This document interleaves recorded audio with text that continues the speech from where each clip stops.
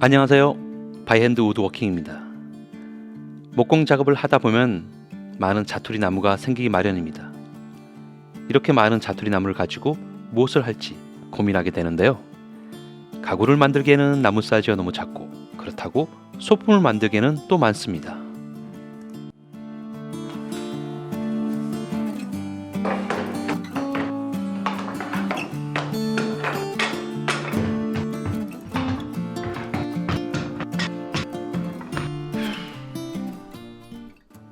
이 다양한 수종의 자투리 나무들을 한꺼번에 사용할 수 있는 방법이 있는데요. 바로 집성 도마입니다. 그리고 좀 더 특별한 엔드그레인 도마를 만들어 보겠습니다. 이제 본격적으로 작업에 들어가야겠죠? 벌써부터 앞일이 걱정되네요. 왜 그런지는 앞으로 나올 영상을 보면 알 수 있겠지만 그저 무한 반복의 작업들입니다. 우선 자투리 나무들을 일정한 길이로 잘라줍니다.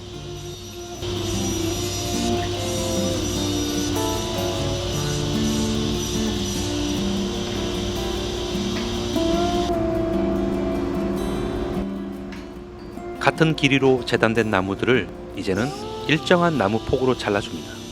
이 폭은 집성할 때 집성 판자의 두께에 해당됩니다. 테이블소에서 작업할 때는 항상 긴장하면서 작업해야 합니다.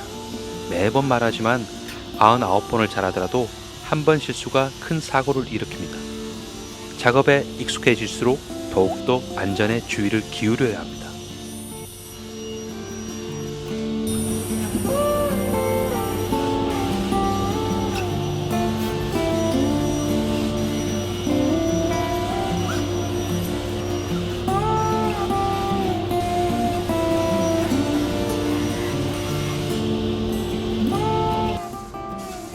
테이블소에서 작업할 때는 가급적 마스크를 착용하고 작업하는 게 건강에 이롭습니다. 생각보다 먼저 톱밥이 많이 발생하는데 이게 나무라고 인체에 좋은 건 아니니까 될 수 있으면 꼭 마스크를 착용하고 작업하길 권장합니다. 1차로 재단된 나무들입니다. 다양한 수종들을 1차 집성을 하기 위해서 번갈아 가며 배열합니다.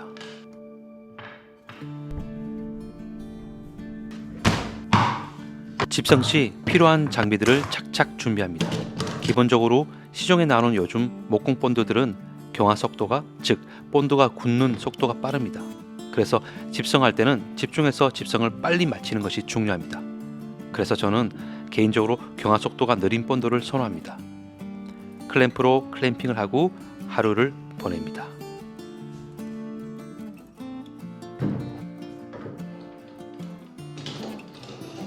집성한 지 하루가 지났습니다. 전날 집성한 판재들의 클램프들을 하나하나 풀어줘야겠죠?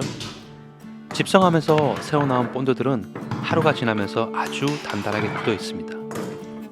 표면에 남아있는 단단한 본드 자국들을 스크래퍼나 구두칼로 제거해줍니다.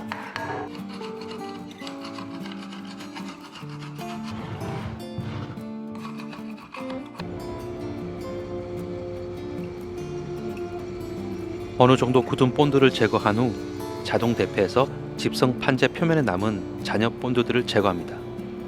또한 자동 대패에서는 집성하면서 조금 틀어진 판재의 평을 잡아주는 역할도 하게 됩니다.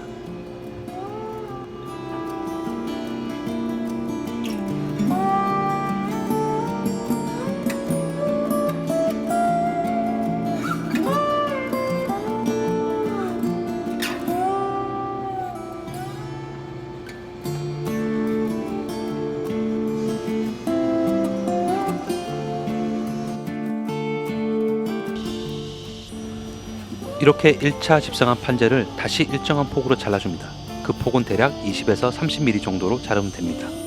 이때 1차 집성한 판재의 다양한 수종, 즉 나무들의 간격을 고려해서 잘라줘야 합니다.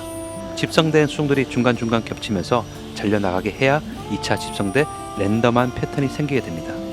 물론 이 폭이 2차 집성할 때 판재의 두께가 됩니다. 다시 말해서 집성한 걸 자르고 자른 부재를 90도로 세워서 집성해야 합니다. 그래야만 무작위로 패턴이 형성됩니다. 이걸 계속 반복해서 해줘야 합니다. 집성하고 자르고 집성하고 자르고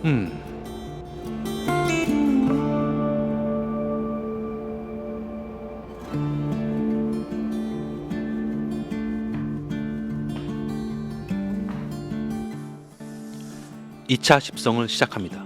본드가 빨리 굳을 수 있으니 집중해서 작업해야 합니다.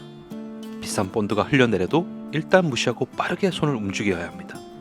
조립이나 집성은 퇴근하기 전에 하는 것이 좋습니다. 집성하고 나면 딱히 할 일이 없으니까요. 공방에서 제일 많이 필요로 하는 것이 클램프입니다. 항상 부족한 것이 클램프죠.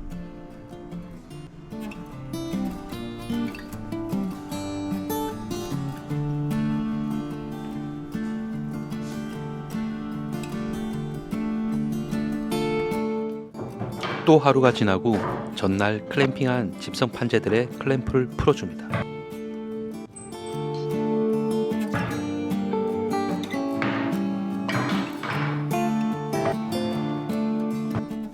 이 차 집성한 패턴에서 위아래로 다른 수종의 나무들이 집성된 것을 볼 수 있습니다.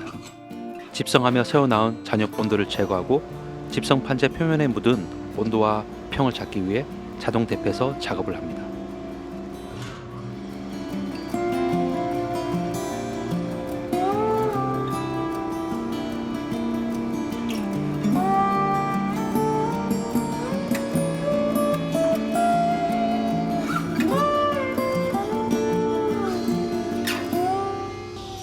자동 대패에서 깨끗하게 대패가 쳐진 2차 집성 판재를 테이블소에서 일정한 폭을 정해서 재단을 합니다. 여기서도 패턴 간격을 계산해서 패턴들이 중간중간 잘려나가도록 하면 좋습니다. 많은 재단을 할 때는 작업 시간을 1시간이 넘지 않도록 해야 합니다. 30분에서 1시간 정도가 되면 잠시 휴식을 취하기를 권장합니다. 기계도 사람도 쉬면서 작업해야지 기계도 보호하고 사고도 방지할 수 있습니다.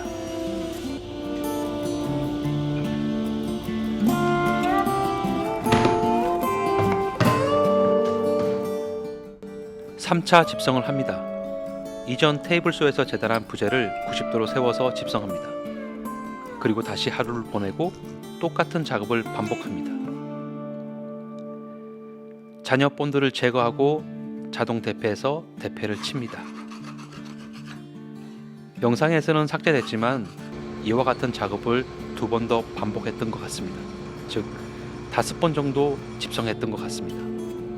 많이 하면 할수록 패턴들은 불규칙해지고 작아지게 됩니다.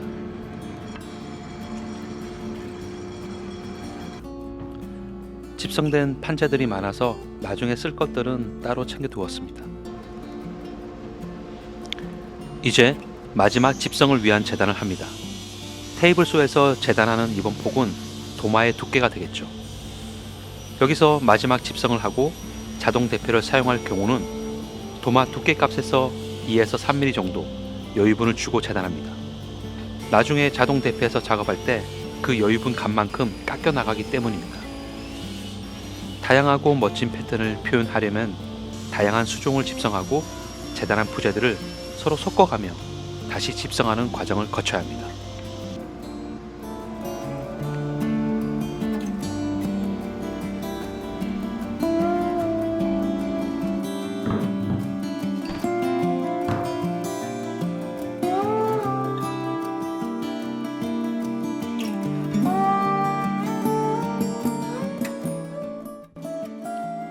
마지막 집성까지 집중합니다.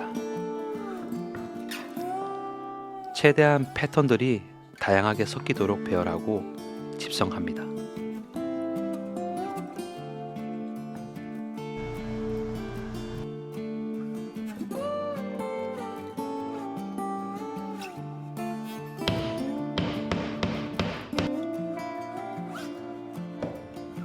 다음날 클램프들을 풀고 자동 대패해서 마무리 대패를 쳐줍니다. 여기서 지난번 재단할 때 여유분을 주었던 2에서 3mm가 깎여 나갑니다.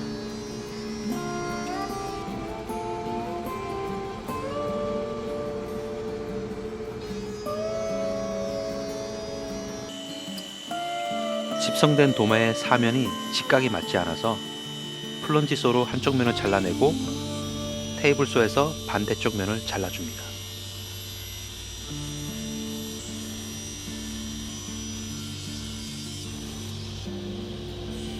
테이블소에서 썰매를 이용해서 도마의 길이를 정하고 재단을 합니다. 생각보다 도마가 길게 나와서 양쪽을 많이 잘라냈습니다.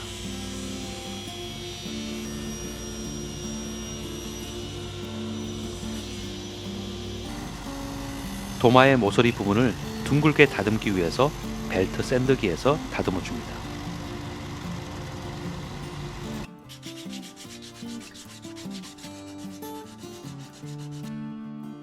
유튜버 아무나 하는 거 아닌 것 같아요.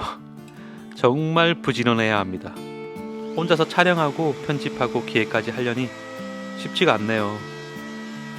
이제 끝이 보이니까 힘을 냅니다. 도마 가장자리를 둥글게 만들기 위해서 트리머로 다듬어 줍니다.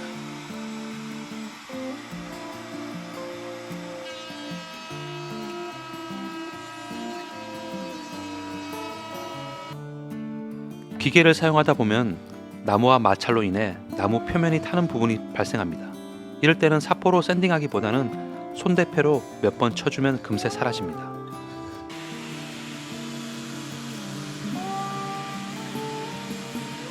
도마 표면을 샌딩 작업으로 마무리합니다. 220방으로 1차 샌딩을 하고 320방으로 한 번 더 샌딩을 해줍니다.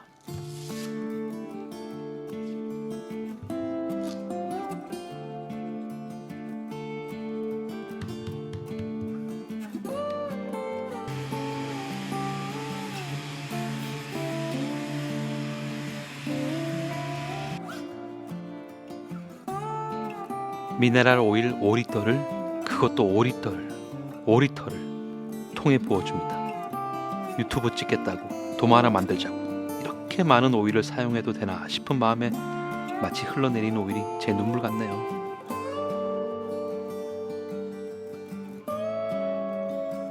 엔드그레인 도마를 오일에 담그는 순간 오 예쁜데 라는 감탄사가 절로 나오게 됩니다.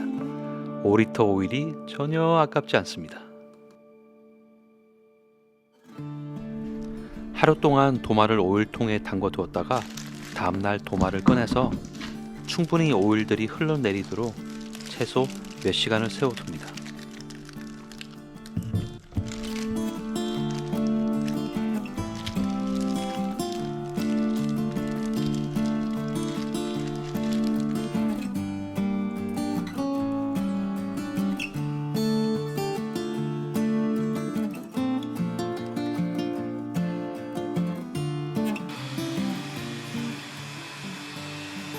도마의 오일이 충분히 건조된 상태에서 사포 320방으로 샌딩을 해줍니다.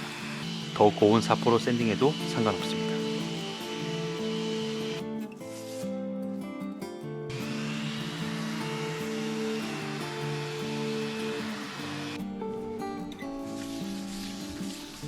샌딩이 끝난 도마에 가볍게 오일로 한번 닦아줍니다. 그리고 마지막으로 왁스를 발라주면서 빡빡 문질러주면 됩니다.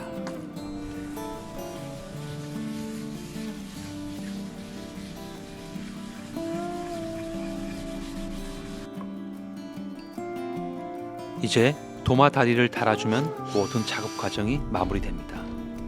도마 받침대 다리를 부착하지 않고 사용해도 괜찮지만 미끄럼 방지를 위해서 이번에는 사용해 보았습니다.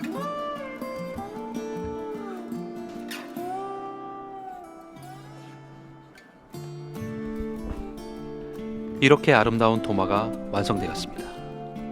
세상에 하나뿐인 무작위 패턴의 엔드그레인 도마였습니다. 반복적인 작업 과정이 많고 나무를 많이 소비하게 되지만 작업실에 자투리 나무가 많다면 한 번쯤 도전해 보는 것을 추천합니다. 그럼 다음 시간에 또 다른 영상으로 찾아뵙겠습니다.